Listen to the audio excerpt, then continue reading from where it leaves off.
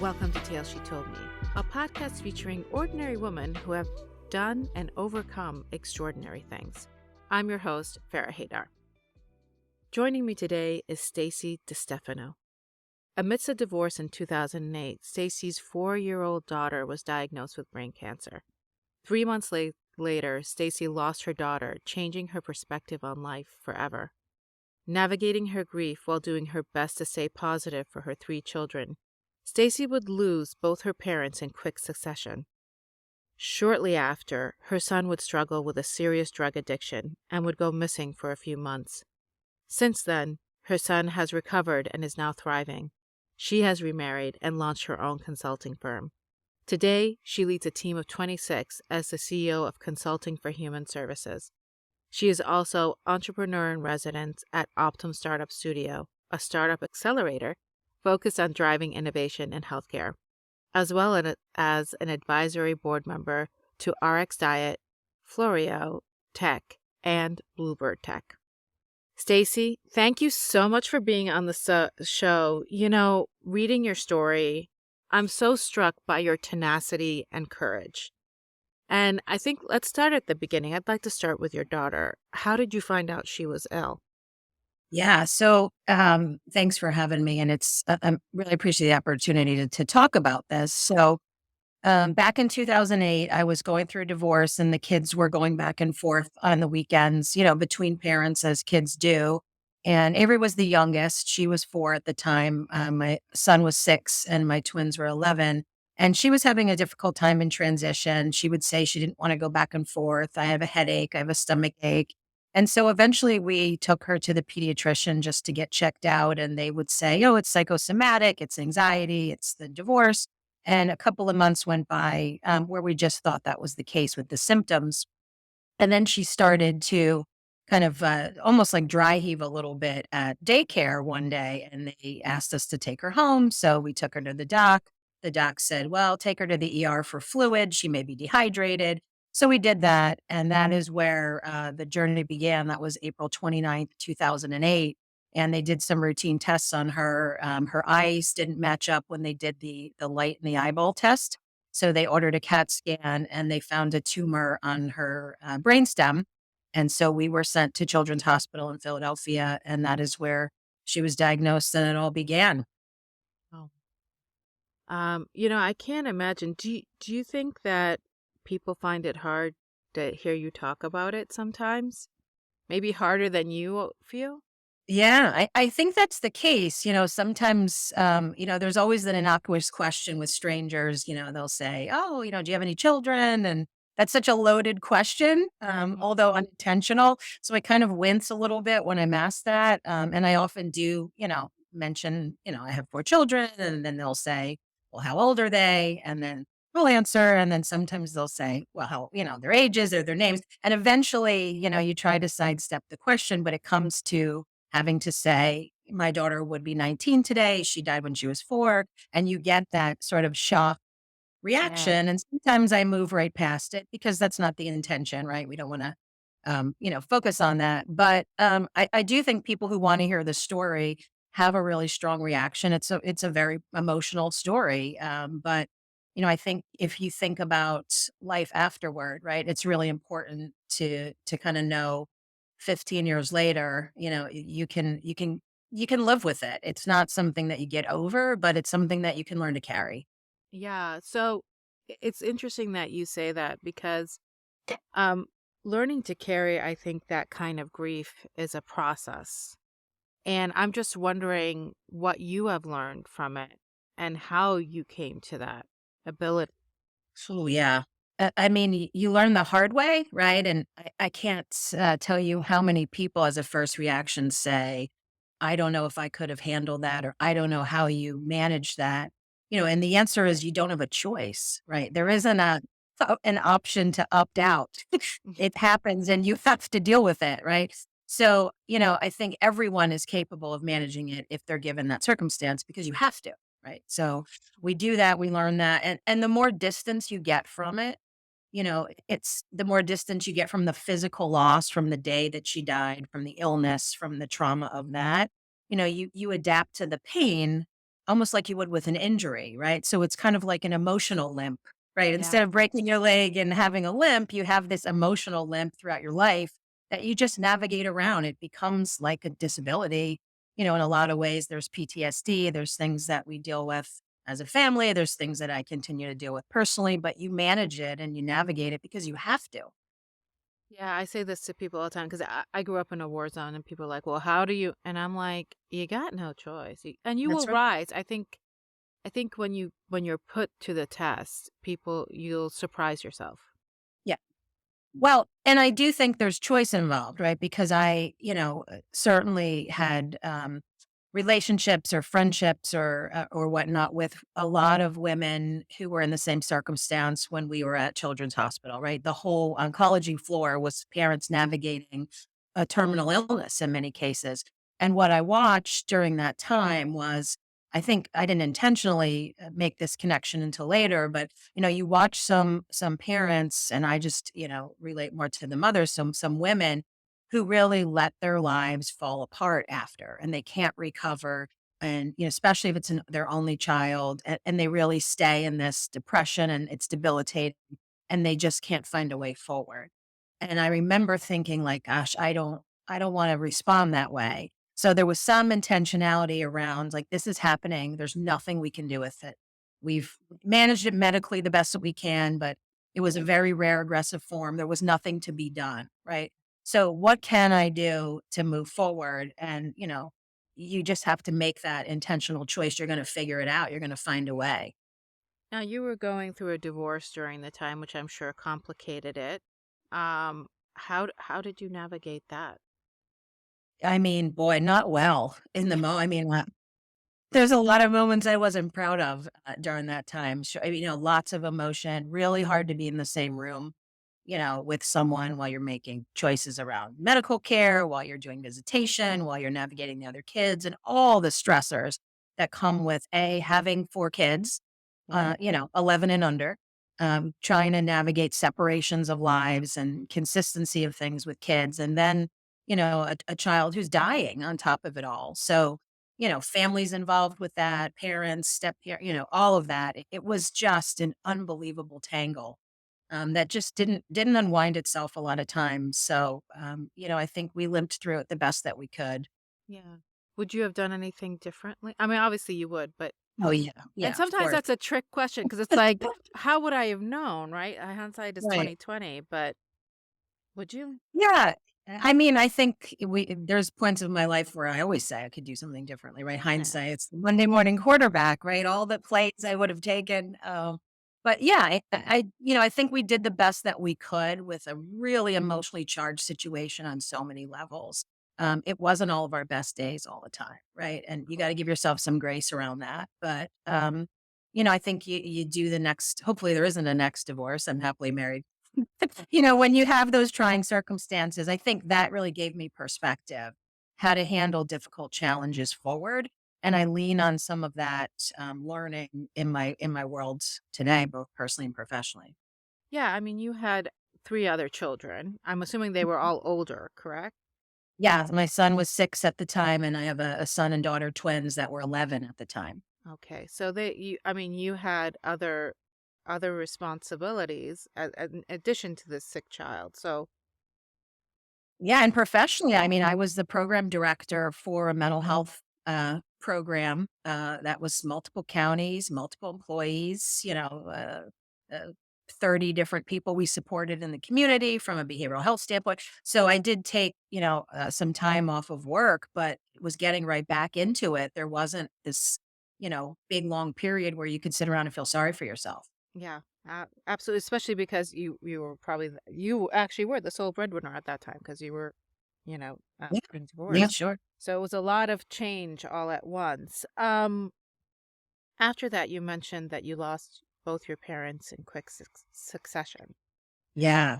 Um, I lost my mother recently, and I gotta tell you, it was a whammy. I mean, there were things that I didn't even think I would feel that I felt. So, and you were coming off the grief of losing your child as well. How much time was there in between that? Yeah, there was. I mean, I'm going to say probably about 7 years Mm. later, I lost my mom very suddenly, was diagnosed with liver cancer, someone who was very fit, active, didn't drink, didn't smoke. So that was a surprise. And she died a month later. And then the very following year, my dad had a heart attack and died in his sleep completely unexpectedly. Wow. So there are just, you Yeah. know, I need a disclaimer sometimes when I talk to people like, you really want to know about me? Maybe we should talk about the weather. But yeah, it's a lot. Sometimes I get in that, why did I have so many of these challenges when I see friends and colleagues who have these healthy, thriving children and parents live into their 90s. And I had such an amazing set of parents and such a great relationship with them. And my kids were so deeply attached to them. And, why so many levels of grief in one lifetime. So Yeah. there are moments where I don't do a woe is me, but I say a why is me, Mm-hmm. right? Yeah. And, I don't know the answer to that, but I hope people understand how lucky they are if they have healthy, thriving kids and parents in their lives. Yeah. Yeah, definitely. I always tell people that. I I do wonder though, is it different to lose a child than a parent? Like you're like, absolutely. Ugh. It is so different, and it took me a while. This is gonna sound silly, but it took me a while to understand the grief bubble outside of my own. So it wasn't until maybe 5 years later after Avery died that I thought, "Oh my gosh, my dad lost a granddaughter, Yeah. and my brother lost his niece." And you know that intellectually, but I think you're dealing with so much pain in yourself Yeah. that it's hard to have that empathy of grief because yours is so enormous, like, you almost don't have room for it. So it took a year, several years for me to really appreciate the level of loss, like the ripple effect of it. And so I think that deepened my relationship with them even further, even though we were very, very close. But yeah, it's so different, right? Because with Avery, she was a 4.5. She was my youngest. So when she died, this whole set of rituals of being a parent of a child died because I'll give you an example. She died August 8th. Her birthday was Halloween. So the first Halloween, you know, the older kids aren't as into dressing up as the younger kids. Plus, it was her birthday, so we grieved the celebration. And then Christmas comes. She's the only one that believed in Santa. So Yeah. all of a sudden, I have a Christmas where no one believes it. All of the rituals and the putting the reindeer food out and all of that is gone. So now you're not only grieving the loss, you're grieving the ritual, the tradition that I wasn't prepared for. She would have started kindergarten that year. I don't all of a sudden, first day of school pictures come up all over social media. I don't have a kid going to kid. So there's so many things you grieve, not just the child. Mm-hmm. And parents, I think it's similar, but a little less intense, right? Because you grieve their presence. You know, my parents were not able to see my daughter graduate with her master's degree.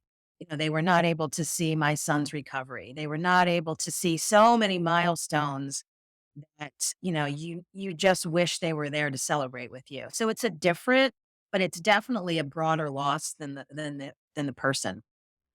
100%. I mean, there's so many things. So that's obviously a roller coaster of emotions that you're going through on a daily Yeah. basis. And I'm just wondering, did you develop any kind of coping mechanisms or anything that allowed you, like, on a bad day, a day you didn't expect, first day of school, and you're like, and it hits Yeah. you, you know? Yeah. I mean, let me just say, for the sake of stigma reduction, like, PTSD is a real thing. And I have that as a diagnosis. And there are things that, can trigger that I have coping skills with and have worked with in therapy, but it's not a joke. And it is not just for what people think, for someone, like you said, you experienced a war of horrible situations and trauma and abuse and all of those things. Yes, that's very real, but it's very real for things like this too. So I want to say, getting some help to identify that those trigger points were post traumatic stress and how to navigate that and just sort of recognize its existence in my life. Um, just happened to me last week, and she died in 2008 and it's 2023. So many years later, Mhm. every time I walk into Target, there's Target stores all over the country. The very first section, and you'll see this every time now when you walk into Target, is little girls' clothes. Yes, it is. Very first section. And my daughter shared my love of shopping. And so she and I would, and she's being the youngest, you're toting her around on all your errands while the other kids are in school. So she and I would go to Target every week, probably like most people do. And it was, oh, mommy, I want to see this dress. I want to try on this hat. And we sort of had this ritual together. And to this day, I can't go in Target without feeling that little like, ugh, in my Yeah. chest. Yeah. And it just every time. I mean, it doesn't now stop me in my tracks and I can just acknowledge it and keep going. But, we're talking about 16 years later and I still get that wind knocked out of me sometimes with moments like that. Yeah, I mean, it must be very hard for you maybe to meet when you're meeting new people or new people are coming into your life, new friends, etc. Because they wouldn't understand that if they didn't know the background, right? They're Yep. not going to understand it. No. So, and I don't think you want to be explaining it every time either. Huh. No, no, and there's some things that I bow out of, right? There's some and really social media and understanding the triggering effect there. Like I got off Facebook a long time ago because it's just too painful to see my friends who had children who were her friends. I'm thrilled that they've grown up and graduated and are in college, but those milestones are so painful to constantly have in front of you. So Mhm. while I still value the friendship and love those kids, I don't want to be reminded of it on such a regular basis. So there's sort of self-preservation things, um, you know, for that. I will say kind of an interesting tactic that was very helpful to me that a therapist recommended that sounded silly, especially in the early days was, I'm someone who compartmentalizes very well. I've been COO of multi-state organizations. I run a consulting firm. I can keep it together. I started my career in mobile crisis and suicide prevention. So I understand like how to show up regardless of the surroundings. So I was doing a really good job of putting things in a place where I didn't have to deal with them. And what this one therapist taught me, which has been so helpful, is schedule a time for it. Yeah. So if I was having this day or it's around the holiday or it's around something I know is going to remind me of her or my parents or whatever the situation is, I will say, okay, after I do my things and take a shower from 8 o'clock to 8:30 tonight, I am just going to feel all this. Yeah. And whether that's like letting the emotion out or just sitting with it or looking at pictures, knowing that I've sort of scheduled myself a time to really just be in it Yeah. and then have it over, that works for me. Yeah. I think that's an incredible insight. You know, dealing with that, like, is there something that you wish you knew when you had a sick child? Like, what do people not tell you about having a sick child?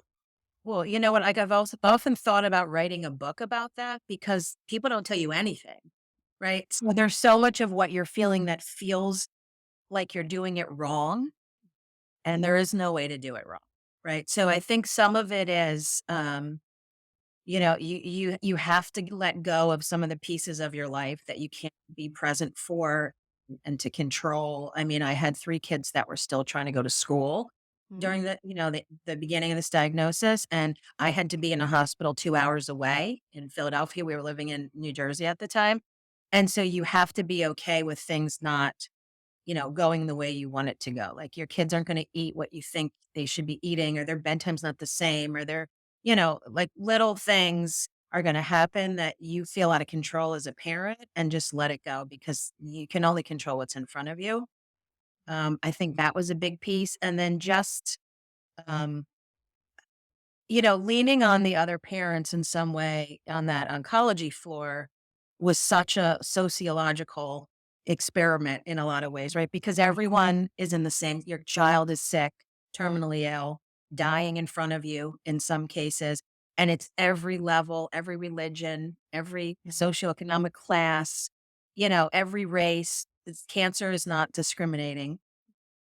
And in the beginning, like the first 2 weeks, I remember being in the room and closing the door and not even wanting to go in the hallway because it was like this, I don't want to acknowledge that this is my reality. And if I don't go out there and talk to those other moms, then I don't have to acknowledge that this is happening to me. Yeah. So I think that feeling scared me. And now looking back, I would have been more okay with. you know. Going in earlier. Yeah. Yeah. Yeah. Yeah, it's a tough one. I can relate to that. It's kind of like the club you never wanted to be a part of, right? But you're Oh, grateful it's right. there, but you just never wanted to be a part of it. Um, No. one thing that struck me when you talked about the compartmentalization and as well as Yeah. making time for it, um, is you're choosing to feel it rather than bury it. Was that like at the beginning, or did you have to come to that realization? Yeah, and that's a great question, and I think I had to come to it. I thought that burying it and not showing it was the strength, Yeah. and what I learned is the strength is feeling it, but just going anyway, right? So the strength is giving it time, but not letting it consume you and your day. Mhm. Because it's just, it's that limp, you're never gonna be able to walk in a cadence that you did before. Mhm. But some of that, there's a silver lining to that. And I know that sounds weird because of course I would, want her back under any circumstance, Yeah. but there are gifts in the loss. And you have to recognize and appreciate those, otherwise they're wasted. Yeah. I 100% agree with you. Yeah, and I tell people this all the time. Like, growing up in a civil war, there's still joy. People still get married, they fall in love, you still have babies. Like, Exactly. there's still joy. There's always joy. And you just have to can sometimes choose to reach for it. That's exactly what I think my answer would be when you say, "What do I wish people knew?" Right? Because that's such a great point. Like you're in the hospital and there's all these things happening and tubes and procedures. And, at one point, I remember one day when there was some kind of a brain swelling. We were in the pediatric intensive care and she actually like blue lined and there was the code blue and they had to bring her back to life, like in front of me.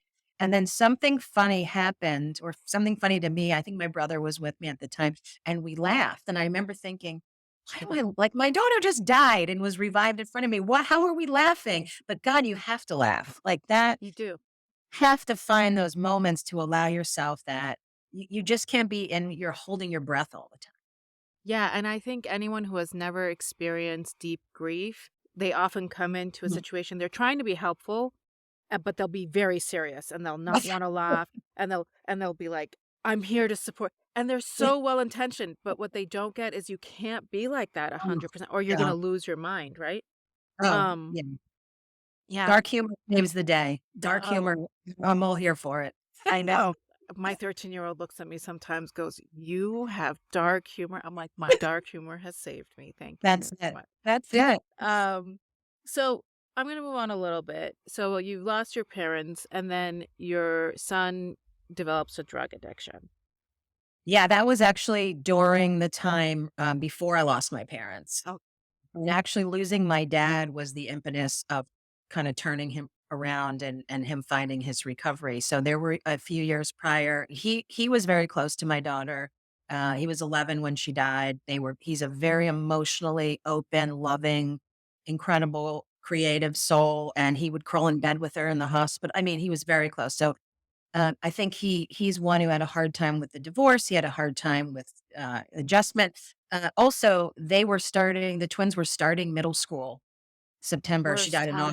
time. So I mean, just like Awful. let's layer in all the things, right? Mhm. So yeah, I'm not saying that is the reason, but he struggled in school, and so yeah, I mean, he started having a lot of problems, and then had a crowd, the same story, right? The crowd of friends that you don't aren't savory, and one thing leads to the next. And yeah, we actually moved him to Florida to try to live with my dad after many, many attempts at treatment programs and alternative schools and anything you can think of.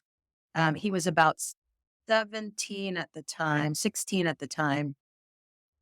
And then my dad was a Marine, very structured, loving. They had a great relationship. He was going to turn him around. So that worked for a couple months. And then, it reared its head.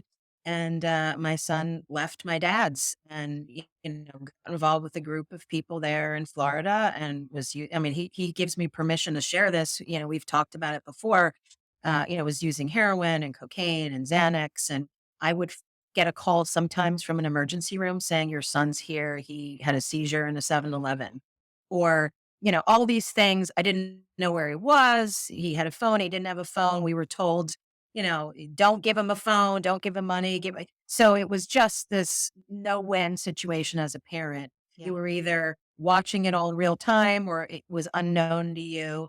And there were, a couple of things like a Christmas Eve where he was high and fighting with a girlfriend who was also using and put his fist through a glass window and got a call from the emergency room Christmas Eve that he had all the tendons in his right arm, and he's a tattoo artist. So that's how he earned his living. And his right arm were severed. He needed emergency surgery, but they couldn't do it because they didn't know what he was on. So I go to the hospital in Florida, and he has surgery Christmas Day. Um, a comedy of errors in our system, which is just another podcast conversation. They discharge him in the morning with no shoes and a bus pass, and a major surgery needs to be elevated and cared for. We were trying to get him in rehab, and because it was Christmas, I guess, and the social workers didn't want to deal with it, they just let him go, and so we didn't know where he was. So when my dad died, it took us a couple days to find him, and I think that is what really started him to be turned around. We moved him back with us to Philadelphia. He has been clean ever since. He's amazing. He's wonderful. He lives 3 blocks from me, doing incredibly well. He's a very talented tattoo artist in Philadelphia, and I couldn't be more proud of him. But that was just as, if not more painful than having a child with cancer, is having a child where you don't even know where they are. Yeah. And who's spiraling, like, they need help, Absolutely. right? Absolutely.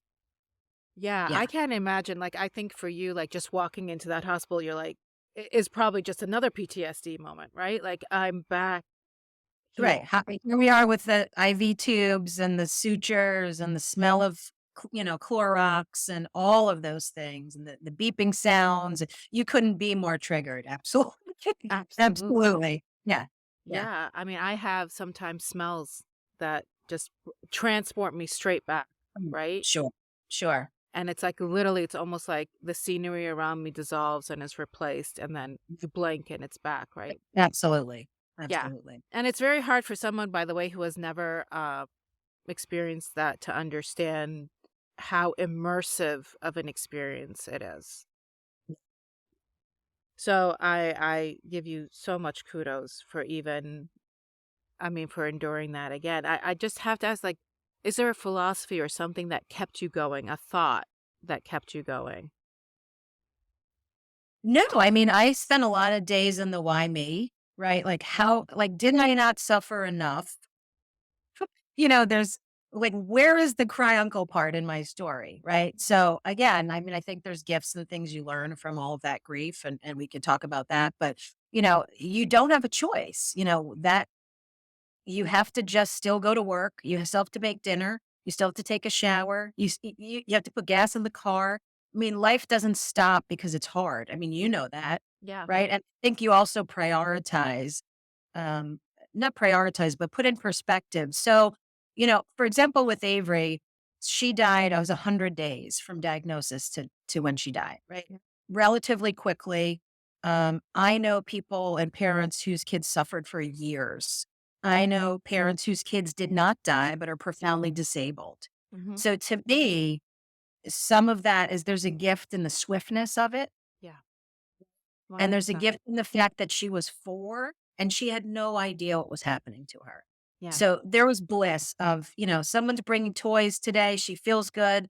There's an ice cream machine down the hallway. She can have whatever she wants. Her world, some of her best days were probably there, right? Yeah. Because of the attention and what she was able to have. So I take a lot of peace in my suffering wasn't her suffering. Yeah. And I think the same with my son. He is doing really well now. And he is like 4 years. I said he's been great. We have a great relationship. There wasn't catastrophic damage done, Thankfully. right? There are so many ways it could have been worse. And so I try to look at that perspective, right? Yeah. Like there are so many ways that could be worse. Absolutely. I agree with you. It's uh, you say you don't have a choice. You said, you said, well, you don't have a choice. But I think you did. You made specific choices. You made the choice to stay up and go and get to work and keep your job and da da da. And actually, through all this, didn't you also launch a company? I mean, I know the company is a little recent, but you launched a company through Yeah. all this, right? Which in and of itself is a daunting endeavor. Yeah. So, Well, yeah, the career trajectory, sort of parallel with like the more the personal hurdle, the better I did professionally, mhm, right? So someone actually said, "How did you sort of turn that into fuel?" Right? mhm, And I think there's a couple of things. It wasn't intentional, so I don't want to act like I have this secret recipe that turns grief into professional success, but I do think there's things you learn, right? So the silver lining starting with losing my daughter is first of all, nothing else in the world is that bad, right? So you can't phase me. You cannot stress me out. There is nothing professionally that can happen that is worse than that. So that puts things in perspective, right? So I was COO of a couple of organizations since and now having my own. There is no crisis that I can't manage because I know what the worst thing is, and this isn't it.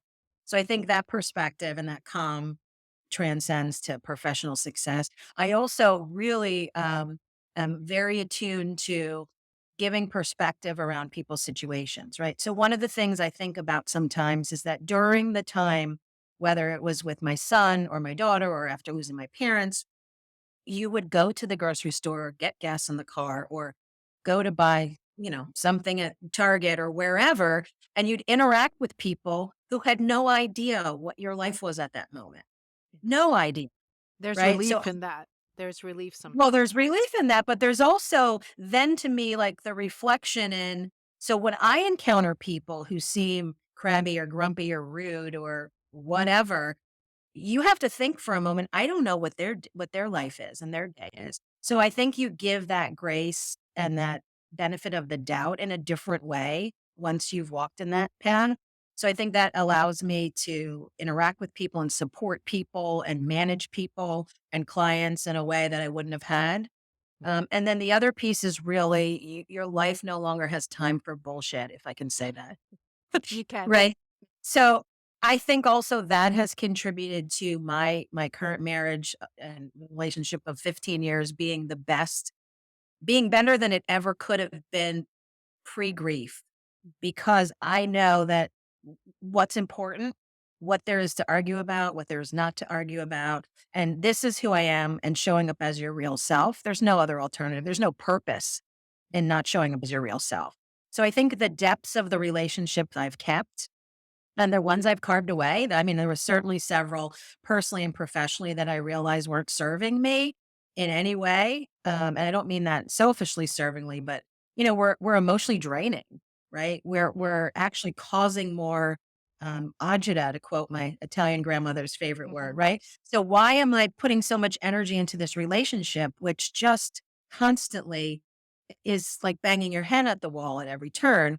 So you get rid of those things. You sort of clean out your life emotionally and physically, and then you operate at a much more efficient level because you're not dragging anything uphill with you. Yeah.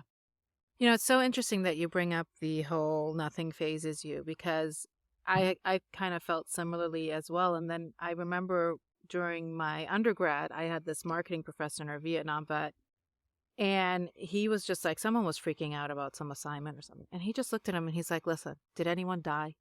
And the Right. guy's like, Right. no. He's like, it's not that important. Right. It's just That's not right. that important. And I so related to that. I wasn't a vet. I experienced it as a civilian, which is very different than experiencing Sure. it as a vet. But you just begin to say, look, it's not that important. No one died. Like it's fine. We'll It's figure it solvable. out. It's Yeah. solvable. That's right. That's right. I Everything think is solvable. that's such a gift. And then, just trusting your own instinct. Like one of the reason I think we're successful professionally is, because we're willing to figure it out and we're willing to take a step back from the emotions of it. Yeah. I think compartmentalization, I will say it's a very Gen X thing too. We are very compartmentalized. Yes. Yes. Um, But I also, and I tell people this all the time. I heard this from a therapist, and she had this great way of saying, like, listen, anxiety, which a lot of these kids suffer from these days, anxiety is the delta between how big you think the problem is and your capability of solving. So if you think you have low capability and it's a big problem, you're going to be Right. really anxious, right? That's right. And I think when you go through something like that, it's like, I have a lot of capability and the problem's never that big. So your anxiety and your ability to compartmentalize, not that you never feel it. You obviously, we all get anxious and stuff, Sure. but you're able to just compartmentalize it a little bit more. So yeah, that's, Well, and then you can also suss out what doesn't have anything to do with you. yeah, I mean, to me, sometimes I look at something going on and I'm like, that that's really not my problem. That doesn't have much to do with me. And so I can easily step out of that. Whereas in before, I would have probably got much more entrenched in it. yeah. But I think through that grief process, you learn to realize like what you have no control over and what is not worth even worrying about. 100%. So, you have this rich experience. We'll call it a rich experience, and this knowledge of grief and the ability to build through that and to live with it. Let's say live with it, not overcome it. And my question to you is like, how do you want to share those gifts? Are you? I know that you're CEO of a company, which probably leaves you very little time to do anything else. Um, but do you want to share those gifts? Do you want to come out and talk about it?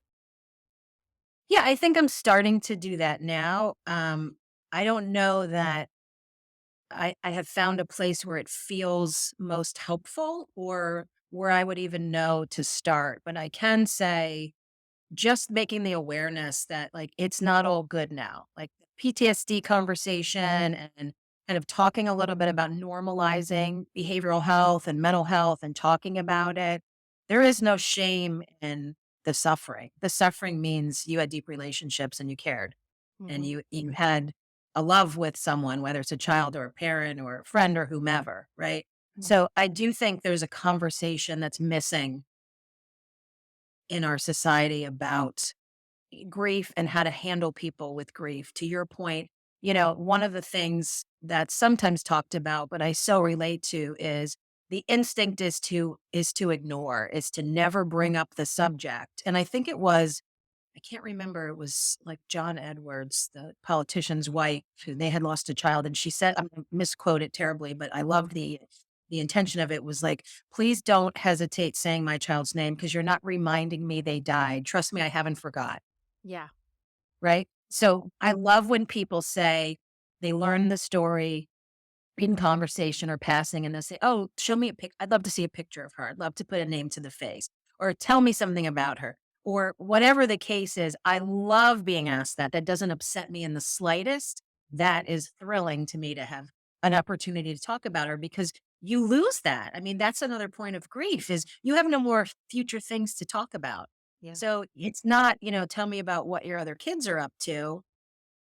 I love when people ask that question. I'm super excited to share some funny story or show her picture. It doesn't upset me at all.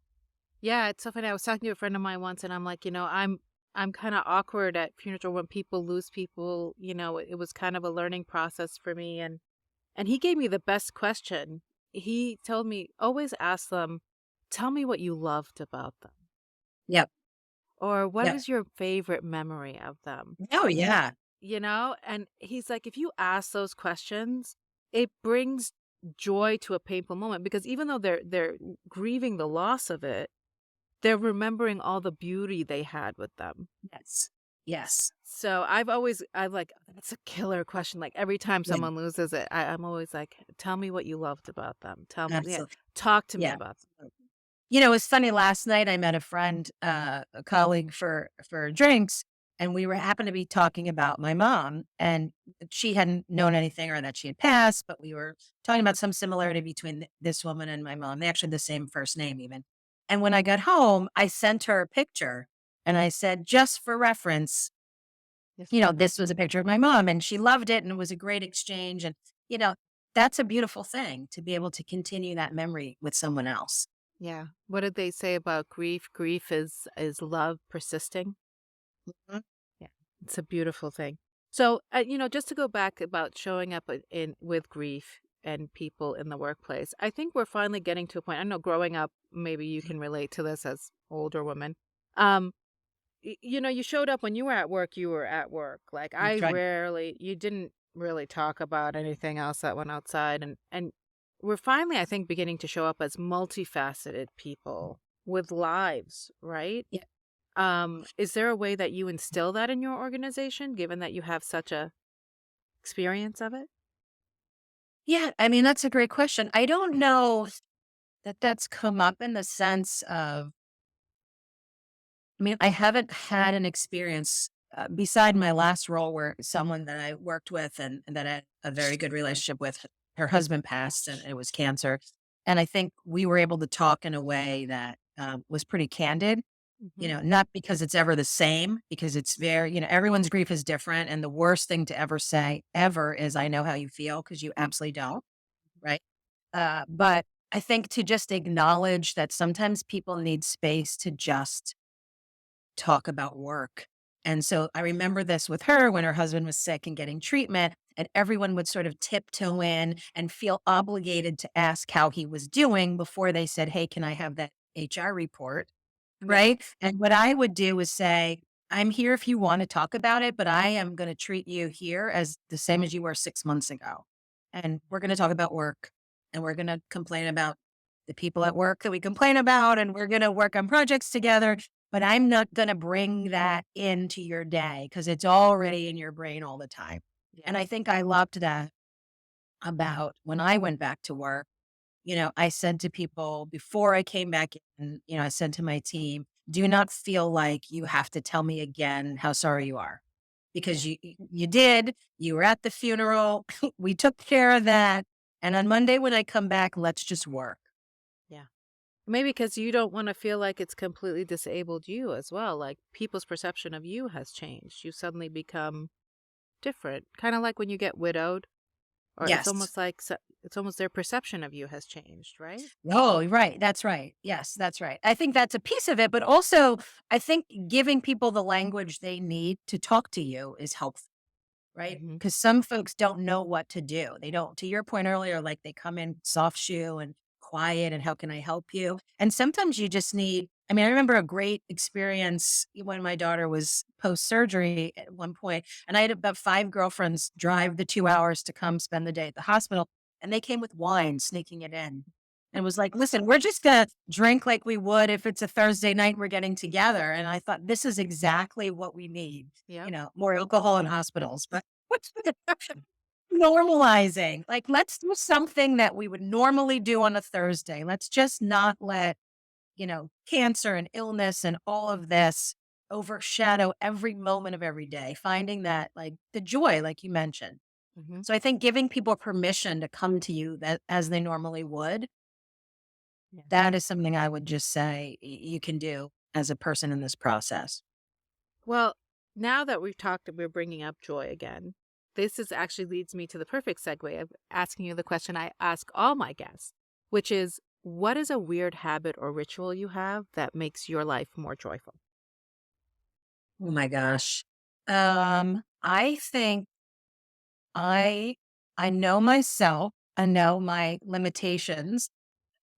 So I am a big scroller of like healthy food and recipes and all these amazing things that I could make.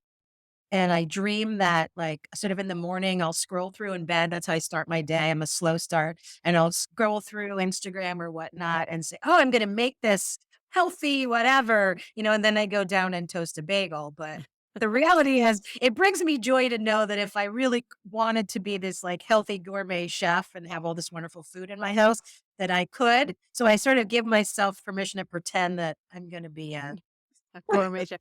Maybe a the next healthy phase.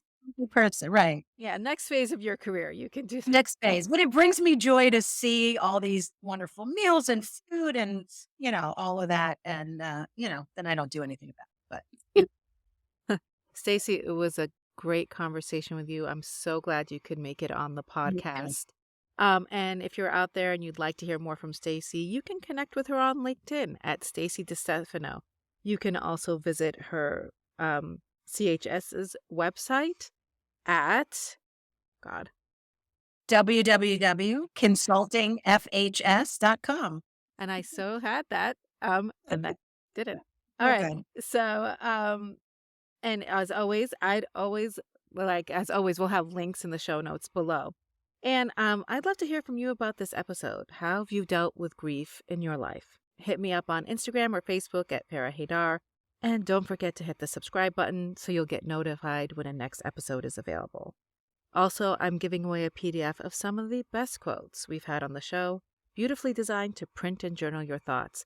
Email me at farrah@farrahhaidar.com and title it Quotes. Talk to you soon.